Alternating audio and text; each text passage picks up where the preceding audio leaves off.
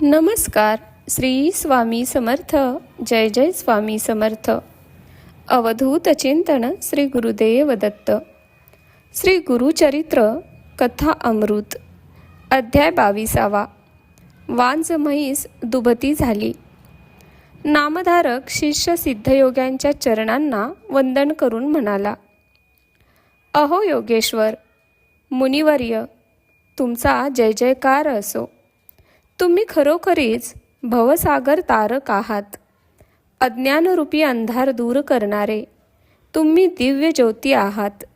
तुमचे चरणस्पर्श होताच मला ज्ञानप्राप्ती झाली. माझे मन परमार्थाकडे वळले. कामधेनू समान श्री गुरुचरित्र तुमच्या मुखातून मला ऐकावयास मिळत आहे, हे माझे केवढे सौभाग्य. तुम्ही मला श्री गुरुचरित्र सविस्तर सांगत आहात, पण माझे मन तृप्त होत नाही. आणखी ऐकण्याची मला तीव्र इच्छा होत आहे. श्री गुरु नृसिंह सरस्वती गाणगापुरास आले असे तुम्ही सांगितलेत. मग पुढे काय झाले ते मला सविस्तर सांगण्याची कृपा करा. नामधारकाची ही इच्छा ऐकून सिद्धयोग्यांना अतिशय आनंद झाला.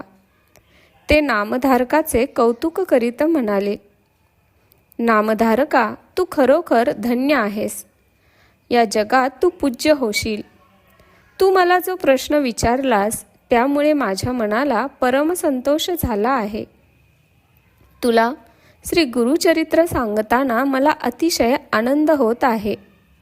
श्री गुरु नृसिंह सरस्वती गाणगापुरास आल्यानंतर भीमा अमरजा संगमावर गुप्तपणे राहू लागले. त्या संगमावर अश्वत्थ वृक्ष आहे. ते स्थान वरदभूमी म्हणून प्रसिद्ध आहे. तो संगम प्रयागा समान असून तेथे अष्टतीर्थ आहेत.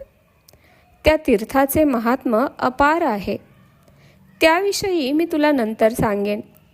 तीर्थमहिमा प्रकट व्हावा व भक्तजनांचा उद्धार व्हावा यासाठी श्री गुरूंनी तेथे वास्तव्य केले. सूर्याची किरणे झाकून राहत नाहीत, त्याप्रमाणे श्री गुरु तेथे गुप्तपणे राहत होते, परंतु त्यांची ख्याती सर्वत्र झालीच. श्री गुरु माध्यान्हकाळी भिक्षेच्या निमित्ताने गाणगापुरात जात असत. ते गाव अग्रहार होते.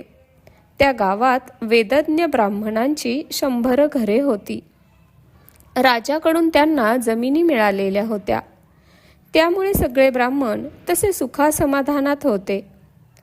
त्या गाणगापुरात एक दरिद्री ब्राह्मणही होता. त्याच्या पत्नीचे नाव पतिव्रता असे होते. ती नावाप्रमाणेच मोठी पतिपारायण साध्वी होती. तो ब्राह्मण 4 घरी भिक्षा मागून आपले आणि आपल्या पत्नीचे पोट भरत असे. त्या ब्राह्मणाच्या घरी एक म्हैस होती, पण ती भाकड होती. ती दूध देत नसे, त्यामुळे तिला वेसन घातली होती. गावातील लोक दगडमाती आणण्यासाठी तिला भाड्याने नेत असत. त्यापासून त्या ब्राह्मणाला 4 पैसे मिळत. श्री गुरु भिक्षा मागण्यासाठी गाणगापुरात जात असत. एके दिवशी माध्यान्हकाळी श्री गुरु नृसिंह सरस्वती त्या दरिद्री ब्राह्मणाच्या घरी भिक्षा मागण्यासाठी गेले. तो ब्राह्मणही गावात भिक्षेसाठी गेला होता. तो ब्राह्मण दरिद्री आहे, पोटासाठी भिक्षा मागतो, हे श्रीगुरूंना माहीत नसेल काय? तो ब्राह्मण दरिद्री असला तरी तो सात्विक वृत्तीचा होता, सज्जन होता, आहे त्यात समाधान मानणारा होता. परमेश्वराला असलेच भक्त आवडतात. कृष्ण शिष्टाईसाठी कौरवांकडे गेलेला. श्रीकृष्ण दुर्योधनाकडे राहावयास गेला नाही, तो गेला होता विदुराकडे. परमेश्वर भक्तीचा भुकेलेला असतो, श्रीमंतीचा नाही. म्हणूनच श्रीगुरु त्या दरिद्री ब्राह्मणाच्या घरी गेले. माते भिक्षा वाढ असे ते म्हणाले. श्रीगुरु दारात आलेले पाहून त्या ब्राह्मणाची स्त्री गडबडून गेली. अतिशय दुःखी झाली, कारण श्रीगुरूंना भिक्षा घालण्यासाठी तिच्याकडे काहीच नव्हते. ती श्रीगुरूंना वंदन करून म्हणाली, स्वामी, माझे पती भिक्षा आणावयास गावात गेले आहेत.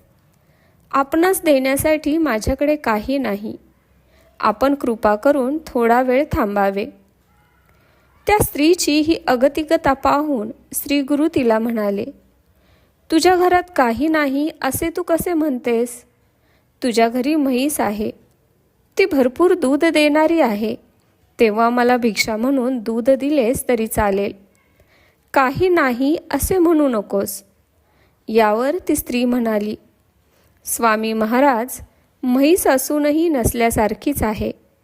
ती भाकड आहे, दूध देत नाही, म्हणून आम्ही तिला रेडा म्हणूनच ठेवली आहे. ती कधी व्यालेलीच नाही, म्हणून तर तिला वेसण घालून माती वाहून नेण्यासाठी उपयोगात आणतो. मग आपल्याला दूध कुठले देऊ?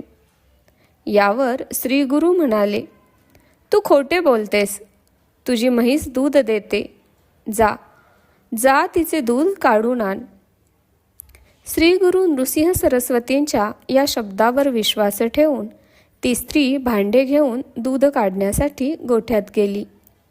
तिचे आचळ पाण्याने स्वच्छ करून ती दूध काढू लागली.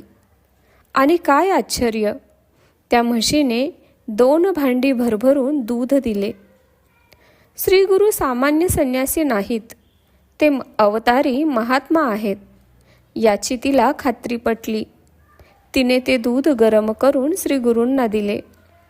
श्री गुरूंनी ते प्राशन करून संतुष्ट झाले. त्यांनी तिला आशीर्वाद दिला, तुझ्या घरी अखंड लक्ष्मी राहील. तुझी मुले नातवंडे सुखात आनंदात राहतील. तुम्हाला कधीही काहीही कमी पडणार नाही. असा आशीर्वाद देऊन श्री गुरु संगमाकडे परतले. आज त्या ब्राह्मण स्त्रीच्या घरात आनंद ओसंडून वाहत होता.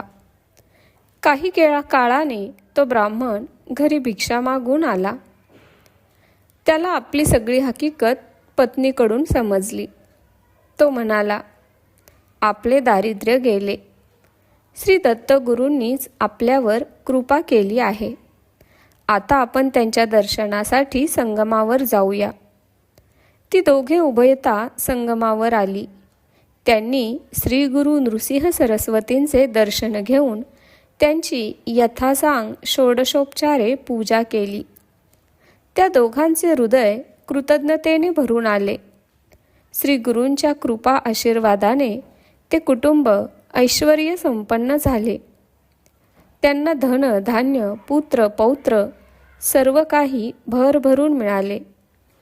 ही कथा सांगून सिद्धयोगी नामधारकास म्हणाले, श्री गुरु दत्तात्रेयांची ज्याच्यावर कृपा होते त्याला दुःख दारिद्र्य दैन्य कधीही भोगावे लागत नाही. त्याला 8 प्रकारची ऐश्वर्य प्राप्त होतात. यासाठीच सरस्वती गंगाधर श्री गुरुचरित्र विस्ताराने सांगतात. ते श्रवण करणाऱ्यास कधीही दैन्य दारिद्र्य भोगावे लागत नाही. अशा रीतीने श्री गुरुचरित्र अमृतातील वांज म्हैस दुभती झाली या नावाचा अध्याय 22वा समाप्त. श्री गुरु दत्तात्रेयार्पण मस्तु. श्री स्वामी समर्थ. जय जय स्वामी समर्थ. अवधूत चिंतन श्री गुरुदेव दत्त. धन्यवाद.